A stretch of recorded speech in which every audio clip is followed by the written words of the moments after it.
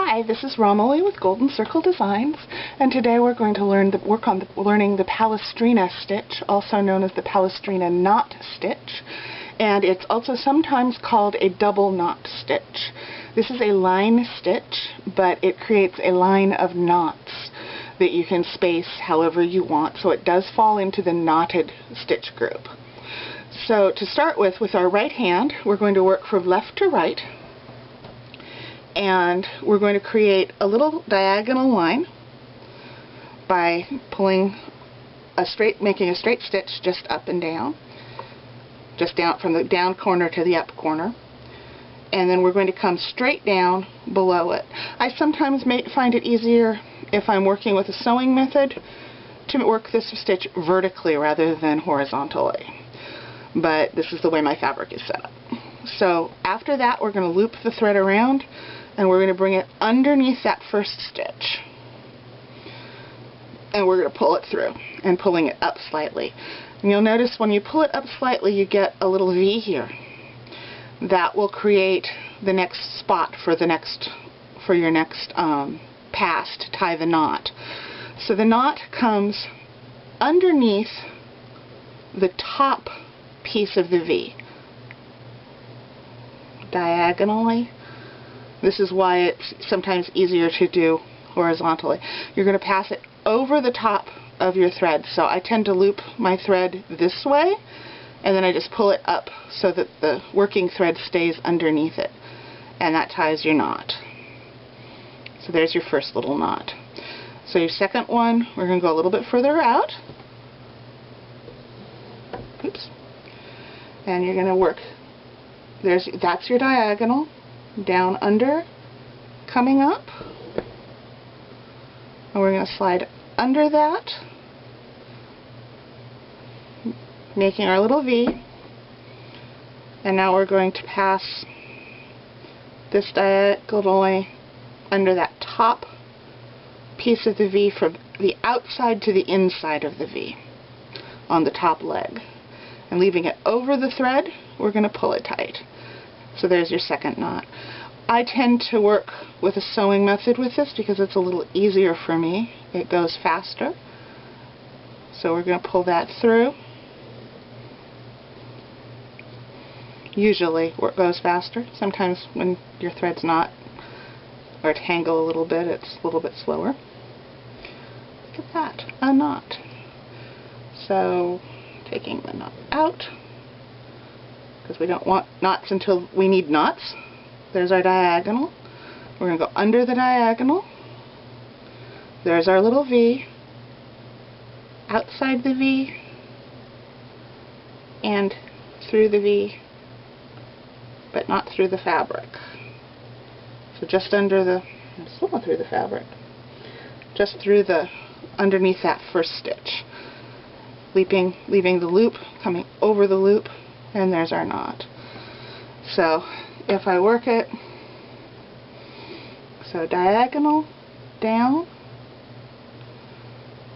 that one we're going to stay underneath the working thread, so it just makes a nice clean line, and then a V, and that makes a little V, and then we've got our V here. We're going to come through the V and up through the hole, so we're going to stay over the thread as it pulls tight, and we've got a nice little line of stitches going. If you work them really close together, you can create what looks like a line of pearls. So there's my V, through my V, and there's my knot. Making another one, also with the sewing, and through. The reason I generally use a sewing method on this is because I'm already making that sewing motion by going through the V's and wrapping it under the thread, under the stitches. But there's your line of Palestrina knots with the right hand. So we'll switch over to the left hand now.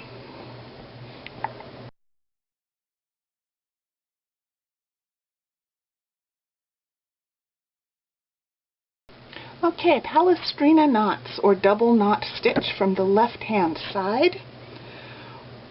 Using our left hand, we're going to start from the right and move left. So we're going to make a slight diagonal, just like we did with the right hand. And I'm using my right hand, so I will switch to my left, as I should have. So we've got a straight stitch diagonally, and then we're going to come just underneath it, so that makes kind of like you're doing a cross stitch. Now we're going to come up above it, and we're going to bring this through underneath that first stitch, and keeping that thread out of the way. And we're going to pull that out of the way. Now that first stitch is the most clear, where you can see this. This makes a little V. In this case, a greater than sign. In your right hand, it aims the other direction. So we're going to loop it around, making a loop. And we're going to slide it underneath the top leg of the V from the outside to the inside. And it's going to stay over the thread that's being pulled, over that loop. So we pull it tight, and we've got a little knot. And that's your Palestrina knot, or your double knot. And this comes up to the top on a slight diagonal, and we pull it through, and I bump my frame, and it comes from underneath. Now we're going to come from the top side, not catching that original thread, and there's our V.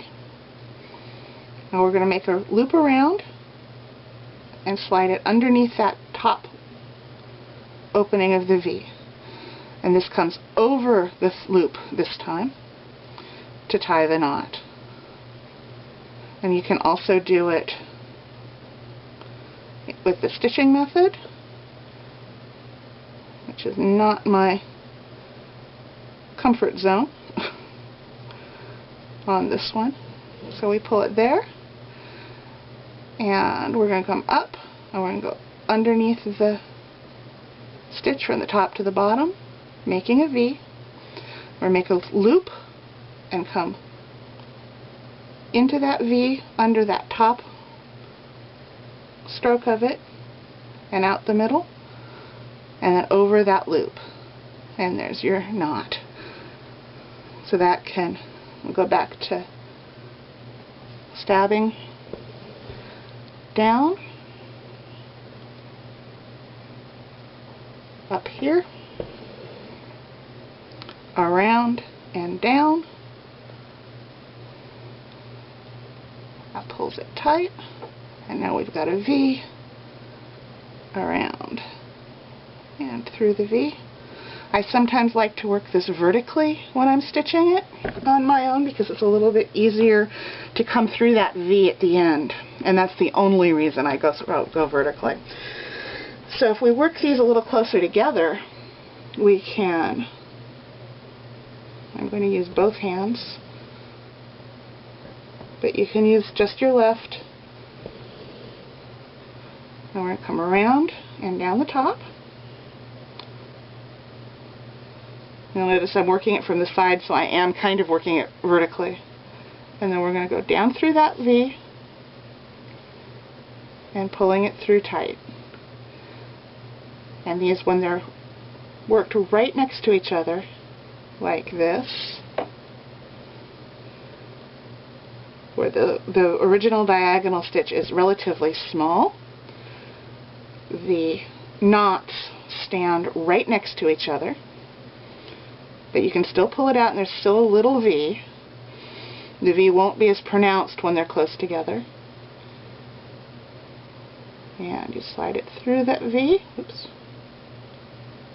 through the V and over the loop. But you get a nice line. Works really well for someone's pearl necklace or a bead necklace. I actually like to use it for stems. It gives the look of little tiny thorns all the way down. So it can be really fun, and you can try it and play with it with anything you like. And it can even probably be used as a filling stitch, although it would be a little bit difficult to work right next to each other. Have fun with it, play, and we will see you next week. Thank you.